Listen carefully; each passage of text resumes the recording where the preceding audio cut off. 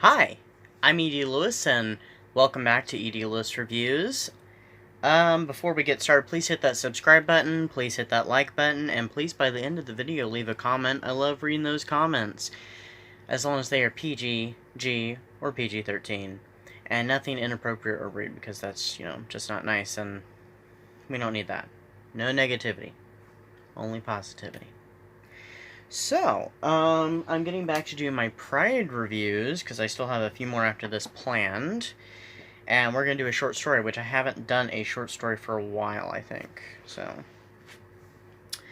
and by the way, of course, happy Pride Month, so, let me just go ahead and jump in, pretty much, and say that we are doing, like I said, a short story review. And also, it will be a movie review, too, so it'll have two parts, and, because it's an adaptation video. It's, source material and adaptation, like I like to do, so. Just saves time and just makes more sense that way. So, anyway, we're doing a vampire story, and it's a lesbian vampire story, so. It is called Carmilla, or at least that's how I was always thought it was pronounced. I guess some might call it Carmilla. So, Carmilla, by Joseph Sheridan Le Fanu, and I did find out it is Le Fanu, is how his name was pronounced, or I guess you could still say is pronounced, because he is preserved into posterity, of course. This is a gothic horror, but in the tradition of gothic horror, usually connected with male gothic, it is a female gothic, because the main character is a female. But there are several male characters that do play quite a prominence in the story. And I have two copies of the story, and the first one, of course, is this volume I have pulled out several times on videos before, at least two before, and it's the it's Vampires Encounters with the Undead, edited and with commentary by David J. Scull. But it is also in this hefty little volume that I got recently as a gift. It was given to me as a gift. The Phantom of the Opera and Other Gothic Tales. I know there's probably a glare, so you can't really see it very well, but it is a beautiful library edition, collector's item from Barnes & Noble with the gold trim. So, but it also has it, and you can find the short story other places. But if you happen to have this volume, it's on page 100 and something. 103, so page 103, and on that page we have, I'm going too far one way, we have a still from the movie, which I'll be talking about, called The Vampire Lovers, and I just feel like the camera is just slightly, oh, that's good. It also has some of the original illustrations, including a picture of the author, Le Fanu, and it has some, I think it should have this picture. But anyway, excuse me. We have that, and in this volume, it is on page 109, I'm thinking. No. 178. Which ironically makes me think of the year it was published. So, whichever, or if you have another, I can't tell you about the other editions that have it, what pages they are, but I do believe it is in Through a Glass Darkly. Or A Glass Darkly, I forget whichever it is. But, consulting my notes here, it is gothic horror. It was published in 1872, and it is a lesbian vampire story. It is one of the stories, vampire stories, that predates Dracula by about 25 years, and it was written and published about 53 years after Polidori's The Vampire, which is a story I've already reviewed, so check that video out on my channel. I forgot to wear my vampire outfit. I've decided that every time I'm going to do a vampire review, I should do a vampire outfit, and it worked great with the nocturnalness of, nocturnal reviews, nighttime reviews. But I didn't, so, oh well. It also was somewhat of an influence upon Bram Stoker's novel, with a lot of vampire source material, too. As well as one of his characters, the character of Lucy Westenra, which someday I do plan on doing Dracula, and I think I'm going to do it as a series of videos, because I'm going to do several things with Dracula, but that's in the future. And they may not be, like, one after another. I may space them out and, like, oh yeah, by the way, now it's part 2, do a video in between or something. But, going to the lesbianism about the story, it depicts, the homosexuality and lesbianism subtly, through the relationship between two characters in the story, the main character and the title character, Carmilla. But it is done in somewhat of a negative way, of course, with the time period of the 1870s, so, Victorian, sensibilities and stuff.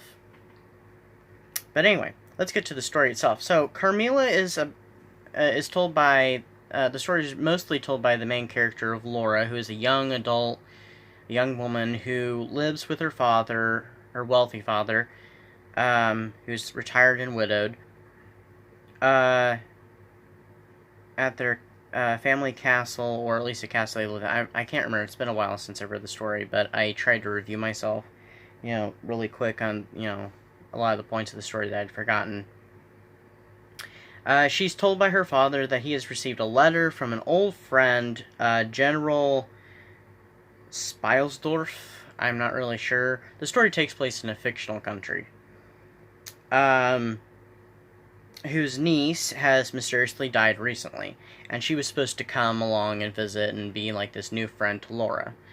And so Laura is very saddened and bummed out by this whole thing, because she was expecting to have a companion, her own age, because she's always around her father, so so she's looking for companionship and friendship. Well, her dreams of that are doused, temporarily that is, because very soon there's a carriage accident outside their castle, and the passengers happen to be a woman and her young daughter, Carmilla, who happens to be about Laura's age. So, Carmilla pretty much becomes everything she's dreamt of, she's beautiful, she's young, she's about her age, she's someone she can relate to, and stuff, this, being around, the servants and her father, who's an old man, because, there's, like, no young girls that she really knows very well, or even knows at all, living in that castle. So Carmilla is left, in their care, because her mother claims that she's going on a long journey and it'd just be best to leave her there, to recover and such. But she is not allowed to talk about their family, nor anything about herself. So the mother leaves, and Carmilla and Laura, become very close, and they develop, kind of a very close-knit relationship, which kind of, is somewhat, it's very loving and stuff, so we get that, I'm trying not to say too much about it, because, if you want the details, you should read the story. Which is why I do these reviews. I try to get, people interested in reading different stories, because, and tell them what I think of the story. But Carmilla suffers from very strange mood swings, and women and girls in the local town begin dying mysteriously, and Laura herself suffers frightening nightmares of being attacked by a giant gray cat, or at least a large gray cat. So, very mysterious, very bizarre about this, girl Carmilla. The story overall, it's very atmospheric, it's very gothic, and it is quite frightening and stuff. It's kind of goes along with, I think, that time period, like even Dracula does 25 years later. It's kind of that fear of the outsider. Because this girl, fear of the outsider, fear of strangers, because, Carmilla and her mother are strangers to, this bizarre, this fictional country, and they're traveling through, her mother's going who knows where. And so, nobody knows anything about her, it seems. So, it's kind of that fear of the stranger, and we have a little bit of that fear of, lesbianism going on. More so in the movie, which I'm getting ready to talk about. So I would highly recommend the story to anybody who's interested in vampire fiction, anybody who's interested in LGBTQ vampire fiction, or lesbian vampire fiction. So, now we'll talk about the movie. The movie is called Vampire Lovers. It was released by Hammer Studios in the 1970s, 1971, I do believe. It stars it does not star Christopher Lee. He was offered a part, but he turned it down. It stars Ingrid Pitt, and it has Peter Cushing in it, and Douglas Wilmer. And I think the girl who plays the main character, who's not Carmilla, is oh darn, it doesn't even say.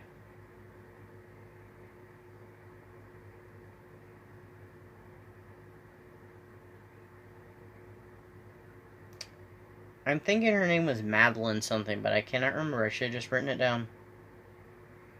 But anyway, like I said, it has Douglas Wilmer in it and Peter Cushing, and ironically, they both played Sherlock Holmes for the BBC Sherlock Holmes series of the 1960s. It's just that Douglas Wilmer played it for the first season, and then when they went to color, Peter Cushing took over. So, but interestingly enough, they both end up in this movie together. It follows the same storyline, but well, here, let me just talk about my notes. Like I said, the film does follow the same story, except for the events are depicted more chronologically than they are in the story. So, unlike in the story where you come upon the facts about the story, and events that have happened outside the main narrative, you pretty much get those events as they come. So, it's all done chronologically. And then, so that's a big difference. The movie even starts out, it's very upfront about even about vampires, because at the start, the Baron is fighting a vampire, and he defeats her, and then the opening credits roll and stuff, so, because he's, like, hunting this vampire that's terrorizing the locals, and so he challenges it to come up to his, broken castle and destroy it, and he does so. Which, going on with the other differences between the book and the movie, the Baron who's played by Douglas Wilmer, in the story is called Baron Vordenberg, and in the movie it's Hartog, Baron Hartog. Which I don't know why they chose that name over the other. Maybe it was easier to pronounce for some reason. I don't find that one so hard to pronounce personally. And the General, who in the movie is just called the General, is played by Peter Cushing, instead of them saying his full name, which I'm not even sure how to pronounce, even remotely. The lesbianism between the short story and the movie, it's much more explicit in this, and Carmilla ends up having kind of a relationship a bit with the governess, and of course she's going after Laura, who is not called Laura in the movie. She's called Emma. In the story, she's called Laura. So, and Emma seems very naive and not overly intelligent. She seems, she has her moments in the short story, but in the short story she seems a lot smarter and stuff. But she's of course still very much a young girl of, the 1870s, the 1800s. Whereas, in the movie she's very much depicted as that typical, the way movies, used to always depict, a lot of times they would depict women, especially young girls, as not being that bright and stuff anyway, kind of to give them the whole damsel in distress whole thing, which I don't really like how she comes across in the movie. I think they should have made her much smarter. She could have been naive to the whole thing that's going on, because she's got to, everybody's got to gradually figure out what's going on. So, and got to question things, but like, oh no, it couldn't be, vampires or something. But they just don't, they make her very dull. And I didn't like that. I think she should have been a much stronger character. That's not even in my notes at all. But like I said, the lesbianism is very explicit, and also it's made very antagonistic, because it's made more like, it's shown as more of a threat to heterosexuality and heterosexual men specifically, because you have this lesbian vampire coming in and stealing, because she's actually engaged. I don't remember if she's engaged in the story. I watched the movie more recently. She's engaged in the movie, and she's being taken away from her fiance basically by the vampire, by Carmilla. So, it kind of does that. So it kind of takes a negative look at lesbianism. Whereas another vampire movie, around the same time that was lesbian vampires, that is, that I did a review on quite a while back, was Daughters of Darkness, which check out that review, because and that movie, it's a great movie.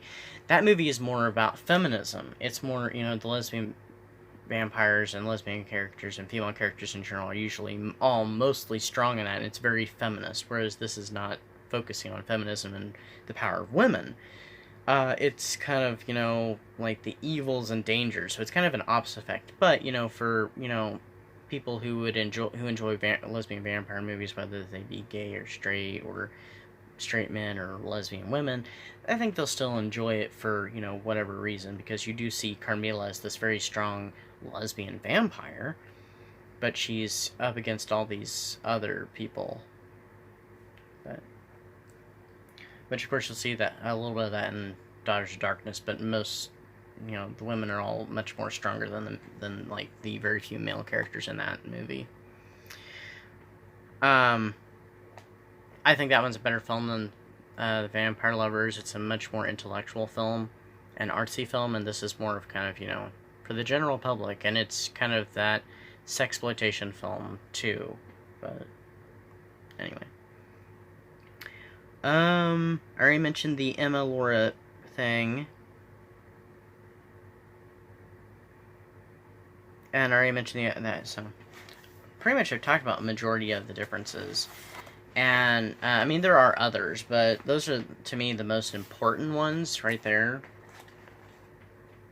But it's still an enjoyable film, especially if you like classic Hammer film horror and Hammer vampire movies. It's one to check out. It's actually the first in a trilogy. It's called the Karnstein Trilogy.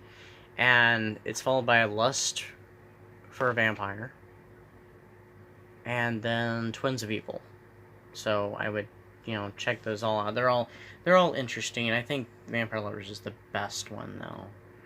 And there is another movie that's supposed to be supposedly sometimes connected with it, and it's called Captain Kronos Vampire Hunter. But it features very different vampires than, the typical, even here, very much the typical, vampires being, afraid of holy objects and, being burned by sunlight and whatnot. It takes a different turn, and this does too, somewhat, because the vampires do come out in sunlight. So, which I like better than, vampires being repelled by sunlight, and so it just seems like such an easy way to kill them off. So it's a terrible thing that Nosferatu, which seems to be the earliest vampire film to have a vampire killed by sunlight, and the earliest source material for a vampire, being destroyed by sunlight. It seems like every vampire movie has just kind of adopted that for a long period of time until more recent, past several decades. So, but anyway, check out Carmilla by Joseph Sheridan Le Fanu, which you can find in this book, or this book, or I'm sure there's Kindle versions. I haven't looked into it. You can find it on Amazon YouTube, being read by people.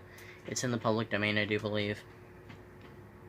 And I'm sure there, A Glass Darkly has it, and other anthologies as well, especially vampire anthologies. So, check it out. Check out this movie, The Vampire Lovers. You can find it on Blu-ray, I think by Shout Factory, or Scream Factory, as their horror line is usually referred to.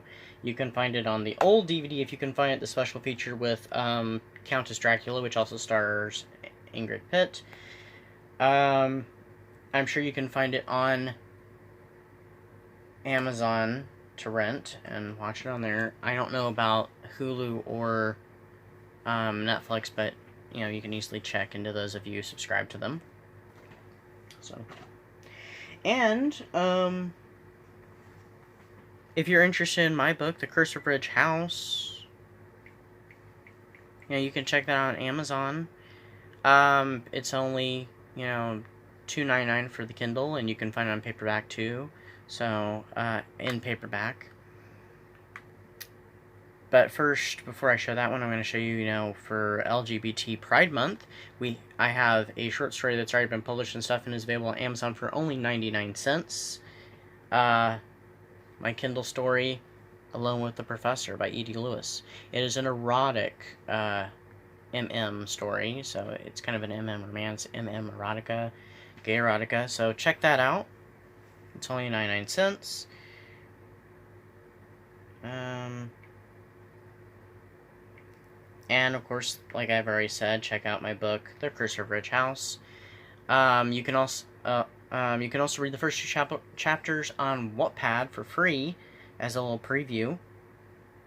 And you can read other writings of mine on Wattpad, including my poetry and some short stories. Please follow me on Instagram and Twitter and BookBub and Goodreads. I'm on a lot of things, it seems. Excuse me. Please check out my Amazon author page. And you can also check out and like the official Facebook page for my book, The Curse of Ridge House. That's all I have for you this evening. And, yeah. You know, happy Pride Month and Black Lives Matter. And please stay safe and social distance and keep healthy. Wear those face masks. And, that's pretty much all I have for you tonight. So, I'll see you next time. And, stay safe. Bye-bye.